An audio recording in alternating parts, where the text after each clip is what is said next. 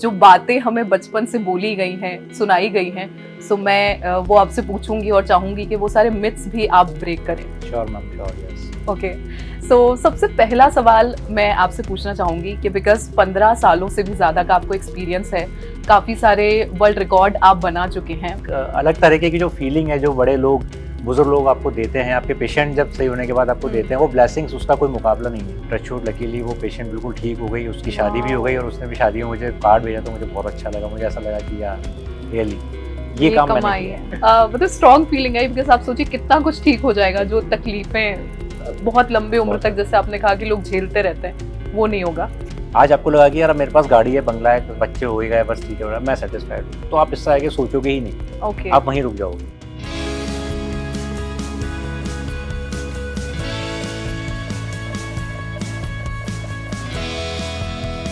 So hi, this is RJ Naini. और जैसे कि आप बहुत सारे वीडियोस देखते हैं मेरे मोटिवेशनल, इसके अलावा हमारा एक नया पॉडकास्ट है जिसको रिसेंटली मैंने शुरू किया, जिसका नाम है द प्राणी पॉडकास्ट, जिसमें बहुत ही अलग अलग इंस्पायरिंग पर्सनालिटीज से मैं आपको मिलवाती हूँ, जो कुछ अपनी लाइफ जर्नी के बारे में शेयर करते हैं, कुछ अपना नॉलेज शेयर करते हैं, जिनसे कई बार हम कुछ सीखते हैं, मोटिवेट होते हैं, इंस्पायर होते हैं। सो आज एक ऐसे ही ब्यूटीफुल प्राणी हमारे साथ हैं जिनसे हम बहुत सारी बातें करने वाले हैं, स्पेशली हेल्थ के बारे में। और अगर सिंपल वर्ड्स में मैं कहूँ तो उसके बारे में बात करेंगे जो प्रॉब्लम हम सबसे ज़्यादा फेस करते हैं 30 की उम्र के बाद। और हम सबकी कंप्लेन होती है कि यार अब घुटनों का क्या होगा, कमर में दर्द होगा, घुटनों में दर्द होगा, बहुत सारी चीज़ें होंगी। सो आज बहुत सारा क्लैरिफिकेशन आपको मिलने वाला है। सो मेरे साथ हैं डॉक्टर धीरज दुबे। सबसे पहले तो सर बहुत बहुत स्वागत है आपका इस पॉडकास्ट में। Thank you ma'am. So sir के बारे में अगर मैं आपको बताऊं तो 15 सालों से भी ज़्यादा का सर को एक्सपीरियंस है, एंड इसके अलावा sir senior joint replacement surgeon हैं।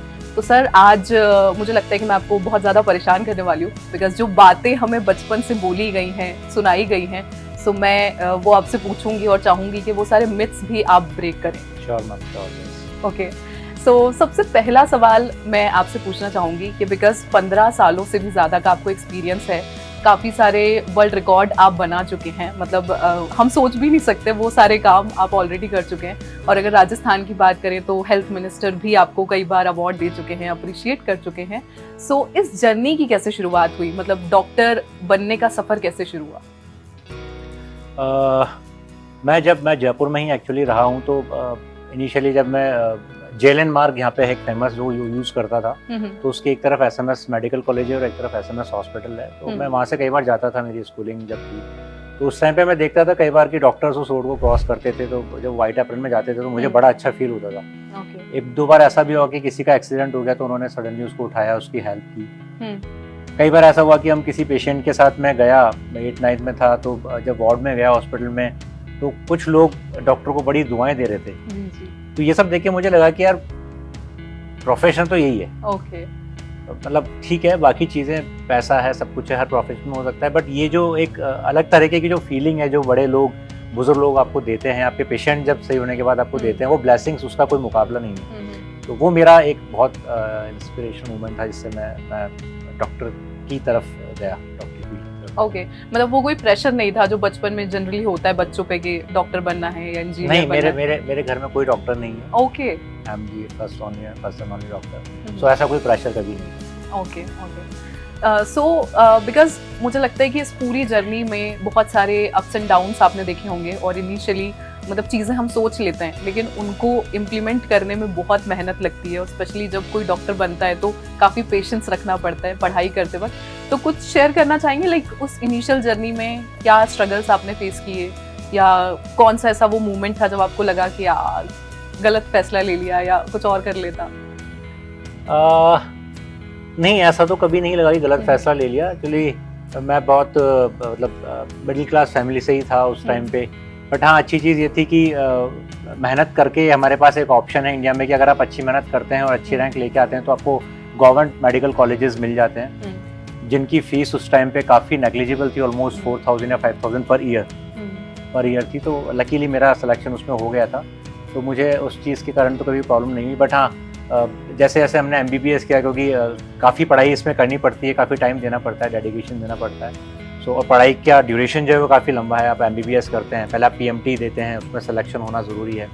तो उस टाइम पे कोचिंग्स बहुत चला करती थी, बट मैंने कोई कोचिंग नहीं की, मैंने घर पे रह के पढ़ाई की क्योंकि उतने अफोर्डेबल उस टाइम थे नहीं। सो वो एक स्ट्रगलिंग पॉइंट था। उसके बाद जब मेरा PMT में सिलेक्शन हुआ, MBBS हमने किया। MBBS करने के बाद अगेन फिर एक स्टेप आता है जिसमें आपको पोस्ट ग्रेजुएशन के लिए अगेन कंपटीशन के लिए फाइट करना पड़ता है।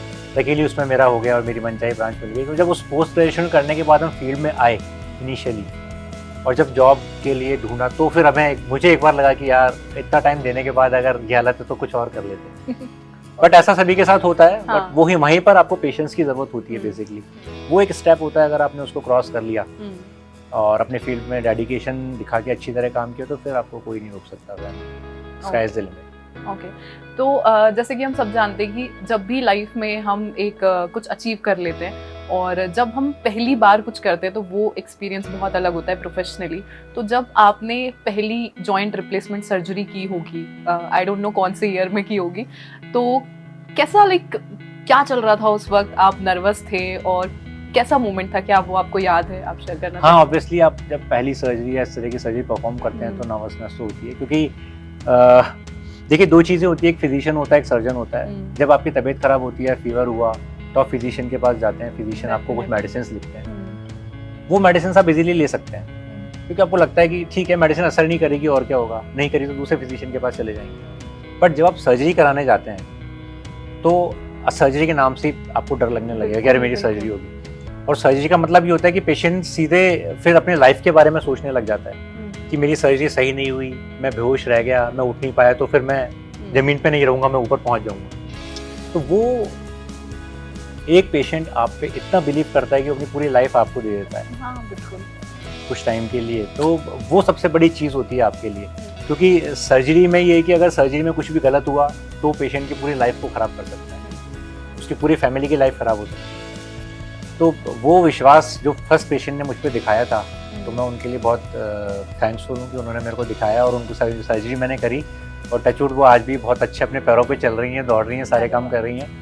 सो इस सर्जरी का सबसे अच्छा पॉइंट ये है कि नॉर्मली होता क्या है कि नी पेन एक ऐसी चीज़ है कि आपको होता है, आप नेगलेक्ट करते रहते हैं, बट आपको ये नहीं पता होता कि उस सिंपल से नी पेन के कारण अगर आपको नी में पेन है और आपको वॉशरूम जाना है, तो जो वॉशरूम आप 1 सेकंड में जा सकते हो, नी पेन के कारण वहीं जाने में लोगों को 10-10 मिनट लग जाते हैं। इनफैक्ट ओल्ड एज में हमारे पेशेंट आते हैं कि हम करने जाते हैं तब तक हमारा यूरिन ही पास हो जाता है कपड़ों में। तो आप सोचिए कि कितनी वर्स्ट सिचुएशन हो सकती है। और इस सर्जरी के बाद उनकी ये लाइफ वापस से रूटीन नॉर्मल में आ जाती है। तो बिल्कुल लाइफ चेंजिंग चीज़ है। एंड आई गेस आपके लिए भी बहुत ज़्यादा इंस्पायरिंग रहा होगा वो जब आपने देखा कि इसके बाद के रिजल्ट्स इतने बढ़िया हैं।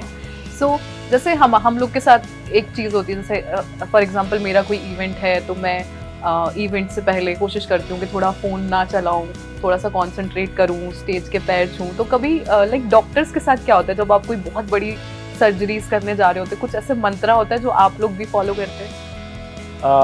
देखिए भगवान को तो हम तो नहीं पता, और मैं तो मानता हूँ। और ऑब्वियसली हमेशा जब भी कोई सर्जरी परफॉर्म करते हैं तो ईश्वर का नाम तो लेके जाना ही होता है, जाते ही हैं। क्योंकि ऐसा लगता है कि सर्जरी में पेशेंट के साथ कुछ बुरा नहीं होना चाहिए हमारे हाथों से। हर डॉक्टर अपना बेस्ट करने की कोशिश करता है, जितना उसको आता है, जितना उसको नॉलेज है वो पूरा अपने पेशेंट पे अप्लाई करता है। बट फिर भी भगवान का साथ होना इसलिए ज़रूरी है कि कुछ गलत पेशेंट के साथ नहीं होना चाहिए। तो वो हम हमेशा उसको फॉलो करते हैं। और अब तो खैर ऐसा है कि अब क्योंकि अब इतनी सर्जरीज कर चुके हैं तो ये सब चीज़ें दो होती है कि एक तो एक इनपुट आता है वो ब्रेन में जाता है, फिर आप सोचो, फिर उसको आउटपुट करो। बट अब ये चीज़ें स्पाइनल लेवल पे हो जाती है। स्पाइनल लेवल का मतलब आपको ब्रेन तक जाने की ज़रूरत ही नहीं पड़ती, क्योंकि वो चीज़ें आप डेली रूटीन में जब इतनी ज़्यादा करते हैं तो अब ऐसा कुछ नहीं है कि वो नर्वसनेस या फिर ऐसा कुछ हो। बट हाँ, भगवान का नाम तो हमेशा सर्जरी से पहले लिया ही जाता है। ओके, सो जैसे आपने कहा कि आपका डेली वाला काम हो चुका है ये, तो उतनी नर्वसनेस आपको नहीं होती या कुछ भी आप उतना नहीं सोचते।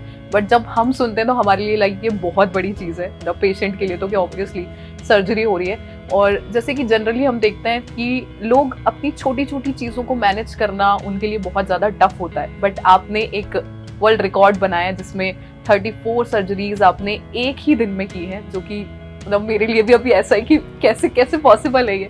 तो उसके बारे में थोड़ा सा आप बताएं।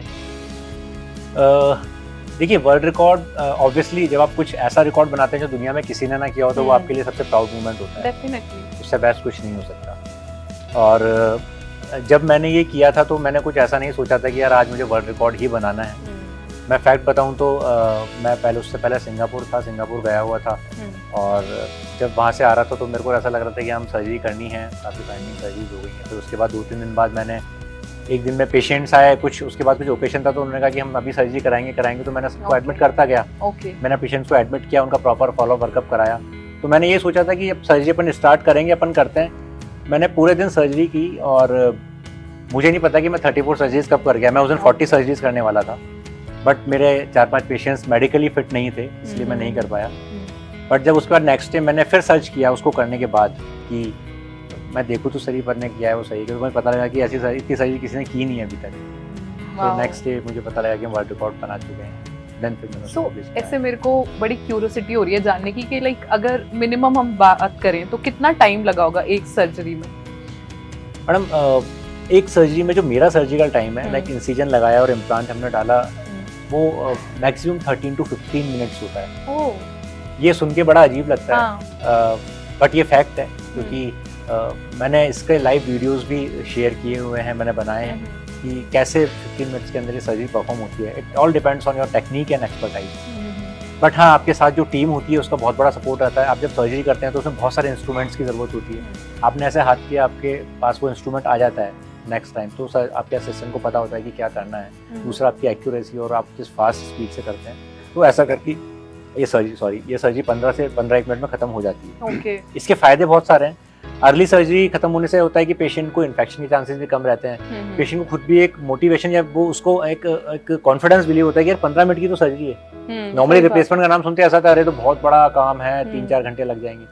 उसको हम बोलते हैं कि 15 मिनट की सर्जरी, तो उसको लगता है अरे तो बहुत छोटी चीज़ है, चलो हम करा लेते हैं, क्योंकि उसके बाद उसकी लाइफ चेंज होने वाली है। तो इन चीज़ों का बहुत इम्पैक्ट पड़ता है। ओके, सो ये तो मेडिकल टर्म्स की हमने बात करी, लेकिन अगर पेशेंट की बात करें तो इन सर्जरीज के बाद लाइक कितना टाइम लगता है उनको रिकवर होने में या नॉर्मली चलने फिरने में? देखिए, एक प्रोटोकॉल होता है सर्जरी का। जो मेरा प्रोटोकॉल है वो ये है कि सर्जरी होने के 3 से 4 घंटे के बाद पेशेंट को चलाना फिराना स्टार्ट कर देते हैं। वेरी अर्ली नेक्स्ट डे से वो ही वॉशरूम जाना स्टार्ट कर देते हैं, उसके सेकंड डे स्टेयर्स करा देते हैं। तो 2-3 दिन में पेशेंट बिल्कुल फिट होकर अपने घर जा सकता है। अगर हम उसको 2 नीज करते हैं ऑपरेट, तो 3-4 दिन हॉस्पिटल में रखते हैं। अगर सिंगल नी ऑपरेट करते हैं तो सेकंड डे ही और she will be able to go home. वो घर जाके अपने सारे रूटीन काम कर सकते हैं। 2 to 3 वीक्स लगते हैं किसी को भी अपनी रूटीन लाइफ में वापस नॉर्मल आने में, जो पहले किसी टाइम पे 3-3, 4-4 महीने लगा करते थे। बिल्कुल। इतनी शॉर्ट सर्जरी अभी ये हो गई है। सो काफ़ी अच्छे एडवांसमेंट सर्जरी के अंदर हुए हैं, और मुझे लगता है कि एक लाइफ भगवान ने दी है, उस लाइफ को आपको एंजॉय करना चाहिए। अपनी quality of life is very important. वो आपको, क्योंकि बहुत सारे लोग ऐसा होता है कि अभी तो मेरी लाइफ क्या है, अभी तो मैं 40 साल का ही हूँ या 40 साल की हूँ, तो मैं सोच रही हूँ 10 साल और निकालूँ, पता लगा 10 साल में वो ऊपर चले गए, तो 10 साल भी आपने खराब किए। तो ऐसा नहीं है, आपकी जो भी लाइफ हो, अभी जब भी आपको लगे क्वालिटी ऑफ लाइफ खराब हो रही है, उसको ट्रीटमेंट ले लेना चाहिए। बहुत अच्छे एडवांसमेंट हो चुके हैं, बहुत अच्छी लाइफ इम्प्लांट्स की आ गई है आजकल। 25-25, 30-30 साल कहीं नहीं जाते। Very true. सो लाइक आपने बहुत ट्रैवल किया है, आप अलग अलग कंट्रीज गए हैं जहाँ पर आप डॉक्टर से मिले, बहुत सारा एक्सपीरियंस आपने लिया, तो वो मोमेंट कैसा था? बिकॉज हमारे यहाँ की आई होप चीज़ें अलग होगी, हमारे यहाँ मेडिकल टर्म्स में चीज़ें अलग तरह से काम करती होंगी, वहाँ पर आपको अलग तरह का एक्सपोजर मिला होगा, क्या बताना चाहेंगे उसके बारे में? देखिए, learning is a continuous process. Learning हमेशा चलती है, लाइफ टाइम चलती है। जब हम बाहर जाते हैं या बाहर वाले डॉक्टर्स के आते हैं तो हम एक दूसरे से कुछ ना कुछ सीखने को मिलता ही है। मैं जाता हूँ तो वो मेरे से, उनको कुछ लगता है कुछ नई चीज़, मुझे उनसे लगता है कुछ नई चीज़, हम गेन करते हैं। बट ये फैक्ट है कि जितने सर्जिकली स्किल्ड डॉक्टर इंडिया के हैं वैसे पूरी दुनिया में नहीं। मैं फैक्ट बता सकता हूँ इस चीज़ को। उसका रीज़न ये है कि हमारे पास जब पेशेंट्स आते हैं, बाहर कंट्रीज़ में क्या है कि लोग जो जितने भी लोग हैं वो अपनी हेल्थ के लिए बहुत अवेयर हैं। उनको जरा सा पेन वगैरह हुआ, कुछ हुआ, वो डॉक्टर के पास जाते हैं, कंसल्टेशन लेते हैं, एक्सरेज कराते हैं, डॉक्टर उनको एडवाइस करते हैं कि आपको आर्थराइटिस है, just go for replacement surgery. बहुत इजीली वो चले जाते हैं, यानी बहुत कम डिफॉर्मिटीज़ में अर्ली स्टेजेस में वहाँ पे ऑपरेशन हो जाते हैं। बट हमारे यहाँ पे जो पेशेंट्स आते हैं, अगर आप किसी दिन मेरे साथ ओपीडी में बैठेंगे तो आपको ताज्जुब होगा कि उनको या तो कोई व्हील चेयर पे लेके आते हैं या कंधे से 2 लोग पकड़ के लेके आते हैं। उनके पैर इतने टेढ़े होते हैं कि अगर आप देख लो तो आप डर जाओ। जब बिल्कुल हाँ, मतलब ये होता है कि बिल्कुल रेंगने वाली जो पोजीशन जिसको बोलते हैं, उस पोजीशन में उन पैरों को, टेढ़े पैरों को ठीक करना, सीधा करना, उनको डिफॉर्मिटी को करेक्ट करना, जो बाहर के डॉक्टर्स ने देखी ही नहीं होती। सही बात, क्योंकि वो सिर्फ इंडिया में पाई जाती है। उनको करेक्ट करना है तो वो स्किल तो सिर्फ हमारे पास ही है, और उसके लिए मुझे प्राउड फील होता है कि मैं इंडिया में हूँ और इंडिया में सर्जरी परफॉर्म करता हूँ और मुझे बहुत प्राउड है कि मैंने इंडिया में रह के ये सारा काम सीखा और यहाँ सर्जरी करी, क्योंकि मैं अपने आप को, मैं जब बाहर जाता हूँ तो फील करता हूँ कि मैं बहुत स्किल्ड हूँ। वाओ, मतलब काफ़ी पॉजिटिव मैसेज है ये आई गेस सभी के लिए, स्पेशली यूथ के लिए जो ये सोचता है कि मतलब क्या ही करना है देश में। सो ये बहुत सैड रियलिटी है सर जो आपने बताई कि ओपीडी में आपके पास ऐसे लोग आते हैं, और मुझे जान के बिल्कुल हैरानी इसलिए नहीं है क्योंकि हम अपने घर में एक दो ऐसे लोगों को ज़रूर देखते हैं और ये शायद सबके साथ ही हाल होगा। तो आई होप हम सब मिलके ज़्यादा अवेयरनेस क्रिएट कर पाएँ और लोग ज़्यादा अवेयर हो पाएँ हेल्थ के लिए। अच्छा, एक और चीज़ है, जैसे डॉक्टर्स लगातार इतना काम करते रहते हैं और मुझे लगता है कि बाकी प्रोफेशन की अगर हम बात करें तो उससे कई ज़्यादा हेक्टिक लाइफ आप लोगों की होती है, बिकॉज काफ़ी अनप्रेडिक्टेबल है, कब क्या सर्जरी आ जाए, कब पेशेंट आ जाए, कुछ पता नहीं होता है। सो इतने सारे आपको अवार्ड्स मिले, इतने सारे अप्रिसिएशन सभी थ्रू आउट दी जर्नी आपको मिलता रहा है, लेकिन एक ऐसा कोई मोमेंट आपको याद है जो आप शेयर करना चाहेंगे जो बहुत ही हार्ट वार्मिंग था, या मतलब आपको उस टाइम ऐसा फील हुआ कि यार ये रियल कमाई है, ऐसा मोमेंट कोई? हाँ, मेरी एक पेशेंट थी, उसकी एज होगी अराउंड 21-22 ईयर्स। तो उस टाइम पे उसको बचपन से ही उसके पैरों में इतनी डिफॉर्मिटी थी कि वो ऑलमोस्ट अपनी सुसाइड लेवल पे आ चुकी थी कि उसमें सुसाइड करूंगी। उसके घर वालों ने मुझे बताया, क्योंकि उसका चलना फिरना, उसको इनफैक्ट गोदी में उठा के उन लोगों को वॉशरूम ले जाना पड़ता था। और बोलना तो नहीं चाहिए बट बताऊं कि उसको जब उसके मेंसेस स्टार्ट हुए थे तो वो अपने उसको हाइजीन को नहीं मेंटेन कर पाती थी। उसकी मदर भी नहीं थी, सिर्फ फादर ही उसको करते थे वो सारी चीज़ें। बहुत ही ऐसी चीज़ थी। तो उसके फादर आके रोने लगे कि ये सब चीज़ें, और बहुत सारे डॉक्टर्स ने मना कर दिया है, बोला है कि इसके रिजल्ट्स पता नहीं कैसे रहेंगे, नहीं मिलेंगे। तो उस पेशेंट को वो मेरा अभी तक का सबसे मोस्ट कॉम्प्लेक्स केस है जो मैंने किया है, और उसको काफ़ी मीडिया में भी वो हाईलाइट हुआ था उस टाइम पे। अलवर की पेशेंट थी, तो उनको मैंने किया था, उनके दोनों हिप रिप्लेसमेंट किए थे, और उसको करने के बाद टचवुड लकीली वो पेशेंट बिल्कुल ठीक हो गई, उसकी शादी भी हो गई, और उसने भी शादी में मुझे कार्ड भेजा तो मुझे बहुत अच्छा लगा। मुझे ऐसा लगा कि यार रियली ये काम मैंने किया है। हाँ, वाओ, मतलब सच में पैसे कमा लेते हैं हम, बहुत बहुत जिंदगी में कुछ कमा लेते हैं, बट ये चीज़ लाइक बहुत रेयर होती है अर्निंग। तो नाइस, मतलब मुझे भी सुन के ऐसे बड़ा इमोशनल फील हो रहा है कि इस तरह से लोग परेशान होकर पहुंचते हैं और जब इलाज मिल जाता है तो दैट्स वेरी ग्रेट। सो बहुत सारे मिथ्स हैं, मतलब हमारी इंडियन सोसाइटी में मैं कहूँ, या हम जो घरों में रहते हैं, हमारी मम्मी दादी हम सब सुनते हैं। तो मैं कुछ क्वेश्चंस आपसे करने वाली हूँ जो मैं चाहूँगी कि वो मिथ्स आप ब्रेक करें। तो सबसे पहले एक जो हम बचपन से सुनते आए हैं कि खड़े होकर जब हम पानी पीते हैं तो उससे हमारे घुटने खराब हो जाते हैं, तो कितनी सच्चाई है इस बात में? हाँ, ये बहुत कॉमन एक सवाल है या मिथ है जो लोग बोलते हैं। और देखिए, साइंटिफिकली ऐसा कुछ प्रूवन नहीं है कि खड़े होने से घुटने खराब हो जाते हैं। हाँ, वो ज़रूर है कि बड़े बुजुर्ग लोग हमेशा कहते हैं कि आप चाहे खाना खाएं या पानी पिएं, वो आपको तसल्ली से बैठ के पीना चाहिए। हर काम वो काम आपको आराम से करना चाहिए, but scientifically there is no any evidence कि इस तरह से खड़े होकर अगर आप पानी पीते हैं तो आपके नीज पे स्ट्रेस आता है या फिर वो खराब होते हैं। ओके, मतलब अगर मम्मियाँ ये देख रही हैं तो प्लीज़ बच्चों को प्रेशराइज करना बंद करें। और एक और चीज़ जो हम बहुत ज़्यादा सुनते हैं और बहुत ज़्यादा देखते हैं, मतलब स्पेशली फीमेल्स की मैं बात करूँगी, कि मेंस तो फिर भी थोड़े अवेयर हैं, या ये कहूँ कि उन्हें पसंद होते हैं शूज़ पहनना, तो वो चाहे पसंद के कारण या कंफर्ट के कारण, बट फीमेल्स में ये अभी अवेयरनेस बहुत कम देखने को मिलती है। तो जो फ्लैट सैंडल्स पहनी जाती हैं डेली वेयर में या वॉक करने के लिए, वो कितना असर डालती है लाइक हमारी नी हेल्थ पर या जॉइंट हेल्थ पर? अच्छा सवाल पूछा है। एक्चुअली हमारी इंडियन सोसाइटी में ये कि हम लोग सिर्फ अपने ऊपर जो कपड़े पहनते हैं उस पर बहुत ज़्यादा ध्यान देते हैं और फुटवेयर्स को हमेशा नेगलेक्ट करते हैं। ये बहुत कॉमन है, बट लकीली अभी अवेयरनेस काफ़ी आने लगी है। तो मैं आपको एक चीज़ बता दूं कि जितनी भी फ्लैट्स हैं या सैंडल्स हैं या इनफैक्ट शूज़ जो होते हैं, जो फॉर्मल शूज़ हम नॉर्मली पहनते हैं, ये आपके जॉइंट्स के लिए बिल्कुल अच्छे नहीं होते हैं। Always try to wear sport shoes. आप जितना हो सके स्पोर्ट शूज़ पहने। इनफैक्ट आजकल फॉर्मल शूज़ भी बहुत अच्छे आने लगे हैं, इनमें कुशन होता है। बेसिकली होता है कि जब ये वॉक करते हैं या लंबे टाइम खड़े रहते हैं तो जो इम्पैक्ट आप ज़मीन पर डालते हैं उसी का से काउंटर इम्पैक्ट भी आता है। वो इम्पैक्ट आपके जॉइंट्स को डैमेज करता है। सो उस इम्पैक्ट को झेलने के लिए या उसके इम्पैक्ट को कम करने के लिए आपके जो शूज़ हैं वो कुशन होने ज़रूरी हैं उनमें बहुत अच्छे। तो अभी आप देखेंगे आजकल शादियों में भी ऊपर साड़ी होती है बट नीचे स्पोर्ट शूज़ पहनने लग गए हैं लोग। बिल्कुल। उसको देख के लगता है कि अवेयरनेस आ रही है, क्योंकि फुटवेयर्स आर वेरी इंपॉर्टेंट। क्योंकि अगर आपके पैर में आप सोचिए कांटा भी लग गया ना तो आप किसी शादी में नहीं जा सकते। तो पैर बहुत ज़रूरी है, उनका ख्याल रखना बहुत ज़रूरी है, क्योंकि उन्हीं से सारा इम्पैक्ट हमारे पूरी बॉडी पे आता है। तो हमेशा स्पोर्ट शूज़ पहने ज़्यादा से ज़्यादा जितना पॉसिबल हो बेटर। ओके। और अभी मुझे ऐसे याद आ रही है बात कि रिसेंटली किसी ने एक बात कही थी बड़ी खूबसूरत कि अगर इस ज़माने में औरतों को स्पोर्ट शूज़ दे दिए जाएं तो दुनिया बदल सकती है। तो सही है, हमें भी ऐसा लगने लगा। हाँ, मतलब मुझे बड़ी मतलब स्ट्रॉन्ग फीलिंग आई, बिकॉज आप सोचिए कितना कुछ ठीक हो जाएगा, जो तकलीफें बहुत लंबे उम्र तक जैसे आपने कहा कि लोग झेलते रहते हैं वो नहीं होगा। तो एक और चीज़ है जिसको लेकर मेरे अंदर भी काफ़ी ज़्यादा कंफ्यूजन है, जैसे कि हम सब स्मार्ट वॉच आजकल पहनते हैं तो उसमें स्टेप्स काउंट तो होते ही हैं, वो अच्छी बात है। और मेरी वॉच में मैं अक्सर स्टैंडिंग गोल्स अपने कंप्लीट करती रहती हूँ।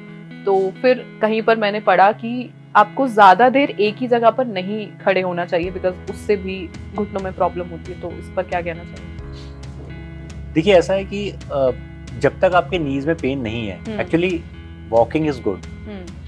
वॉकिंग करना, क्योंकि एक्चुअली क्या है कि बोन में कैल्शियम डिपॉजिट होता है, तभी वो हेल्दी रहेंगी। अगर उनसे कैल्शियम निकल जाएगा तो हम उसे ऑस्टियोपोरोसिस बोलते हैं। बोन में कैल्शियम को डिपॉजिट करने के लिए, आपके जॉइंट्स को हेल्दी रखने के लिए उन पे कुछ ना कुछ स्ट्रेस पड़ना ज़रूरी है। ओवर स्ट्रेस नहीं, स्ट्रेस पड़ना ज़रूरी है।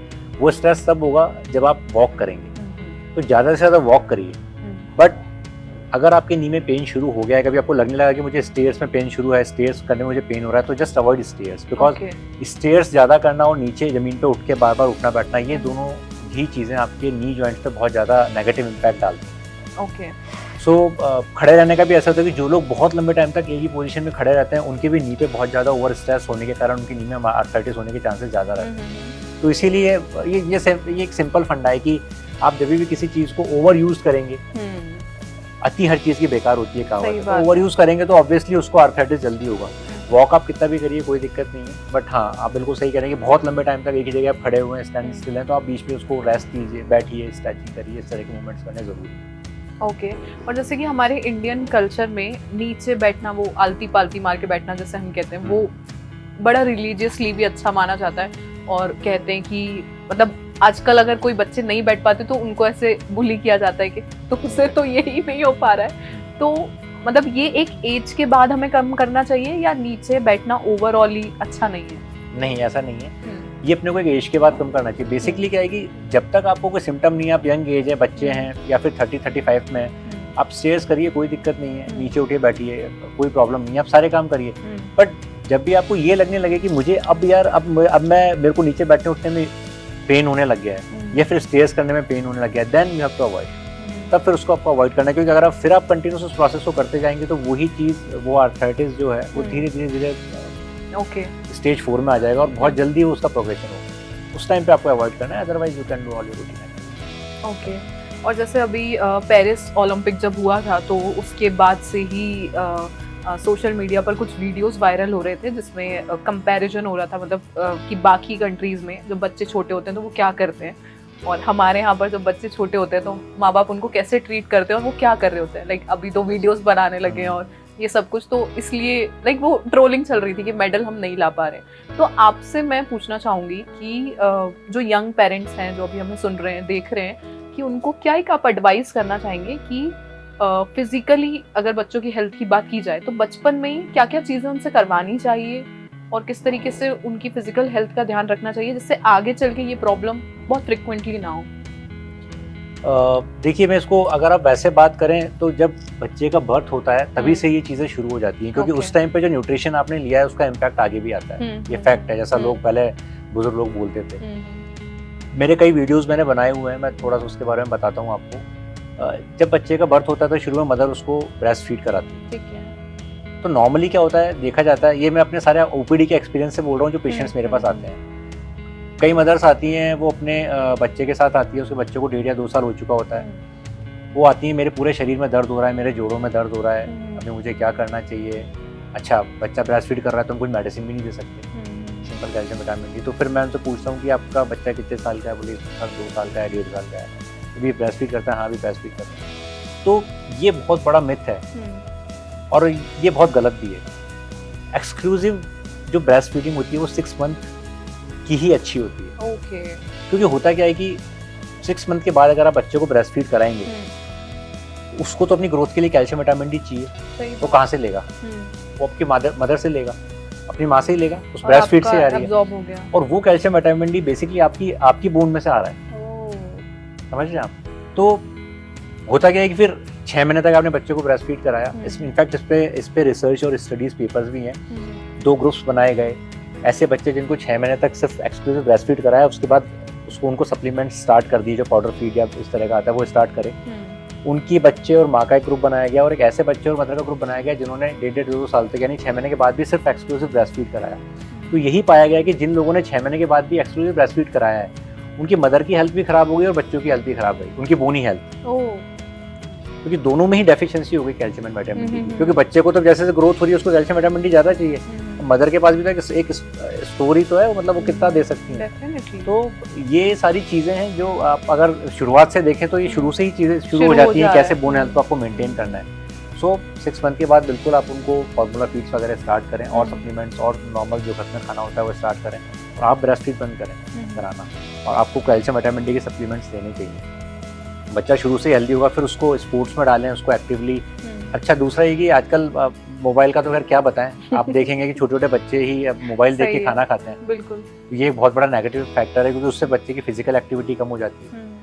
अब आप बैठे हैं लैपटॉप पे कंटिन्यूस बैठे हैं, तो वही सिटिंग, आप जितना सेटिंग करेंगे आपकी बोन्स और जॉइंट्स खराब होंगे। ओके, जितनी देर की भी सिटिंग है उससे आपकी बैक खराब होगी। बहुत सारे पेशेंट्स आते हैं कि सर हमारे तो हाथ में सूनापन आने लग गया है, तो पूछते हैं क्यों, तो पूरा टाइम गर्दन झुका के लैपटॉप पे काम करते हैं, तो यहाँ पे नर्व कंप्रेशन हो जाते हैं। तो उनको हम सलाह देते हैं कि आप लैपटॉप पे कम काम करें, या फिर करना ही है आपका जरूरी तो उसको एटलीस्ट अपने आंखों के बराबर लेवल पे रखें। मतलब किसी भी चीज को आप इस तरह से यूज करें, ना कि इस तरीके से। तो ये छोटी छोटी बहुत सारी रूटीन की चीजें हैं जिनको अगर आप फॉलो करेंगे तो आप बहुत बड़ी बड़ी मुसीबत से बच सकते हैं। और इसी तरह बच्चों को मैं तो ये कहूँगा कि ज़्यादा से ज़्यादा फिजिकल एक्टिविटी कराएं, उनको गेम्स में डालें, उनको एजुकेशनल स्पोर्ट्स में डालें, ताकि उनकी ओवरऑल लास्ट एज तक हेल्थ अच्छी रहे। अदरवाइज तो फिर आजकल हम देख रहे हैं कि क्या हालत हो रही है, हमें 35-40 ईयर्स में रिप्लेसमेंट्स करने पड़ रहे हैं। बिल्कुल बिल्कुल। सो सेम अगर मैं डाइट का आपसे पूछना चाहूँ कि क्या हमें शामिल करना चाहिए और क्या नहीं, स्पेशली बाकी सारी चीज़ों का मुझे लगता है बहुत बेसिक नॉलेज लोगों को होता है, लेकिन जब बोन्स की बात आती है तो दूध के अलावा मुझे नहीं लगता कुछ और जनता जानती भी है।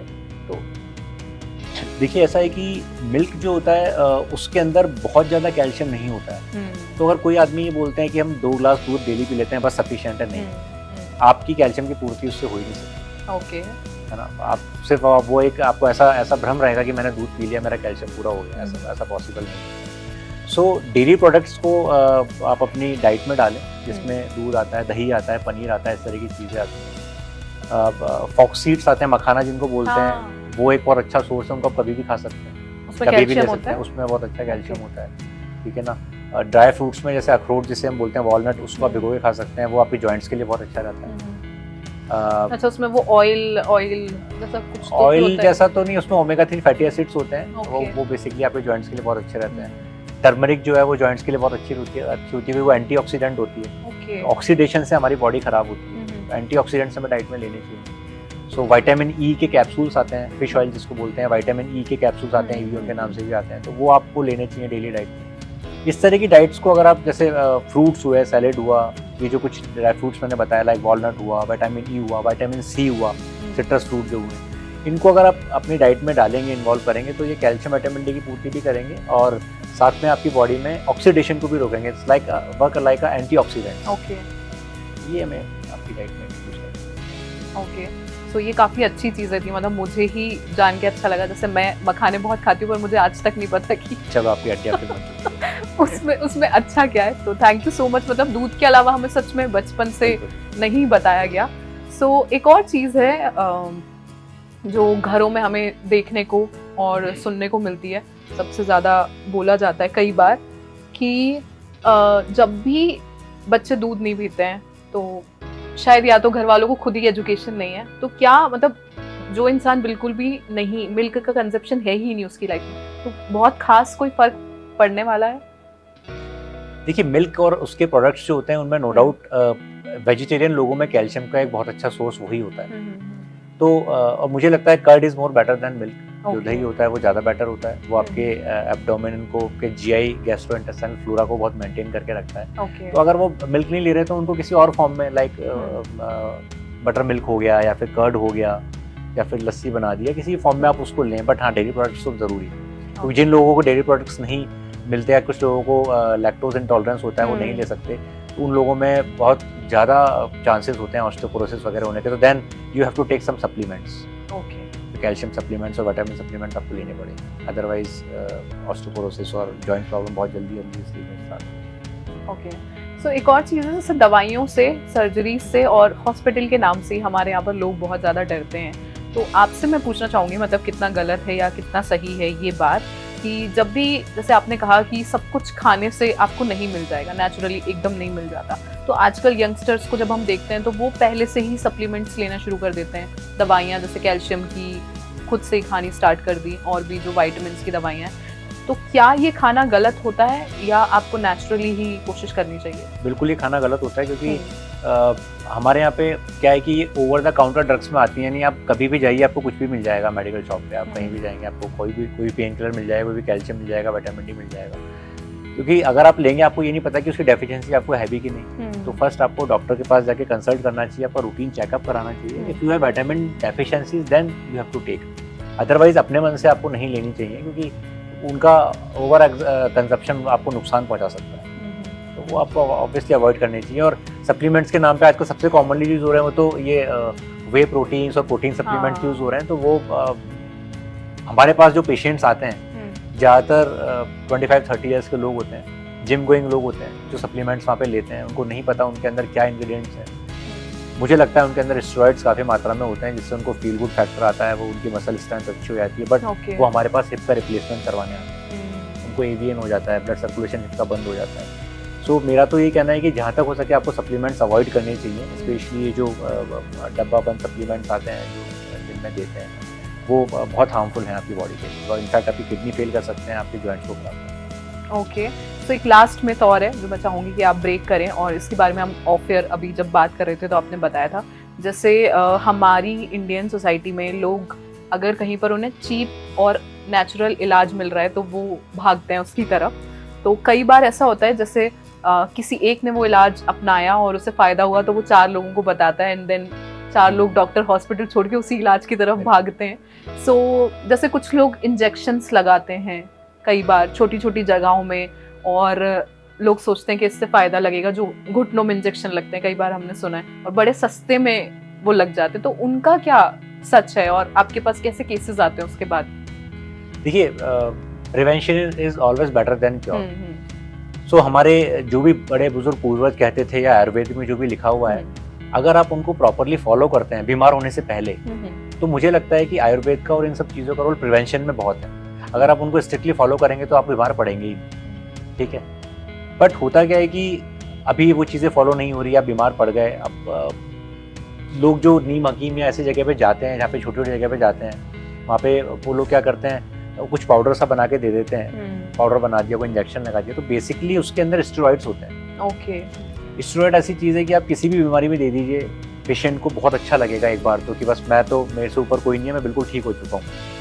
बट उसके नेगेटिव इम्पैक्ट्स या साइड इफेक्ट्स इतने ज़्यादा होते हैं कि जब वो उस चीज़ से गुजरेगा तो उसको फील होगा कि ये मैंने अपनी लाइफ की सबसे बड़ी गलती की। तो बहुत सारे हमारे पास ये जॉइंट्स के पेन के पेशेंट्स आते हैं, उनको बिल्कुल टेढ़े चल रहे हैं, डिफॉर्मिटी है, पेन है, वो वहाँ जाते हैं, बोलते हैं साहब वो लिया हमने और दर्द तो खत्म हो गया, उनका टेढ़ापन तो नहीं खत्म हुआ बट दर्द खत्म हो गया।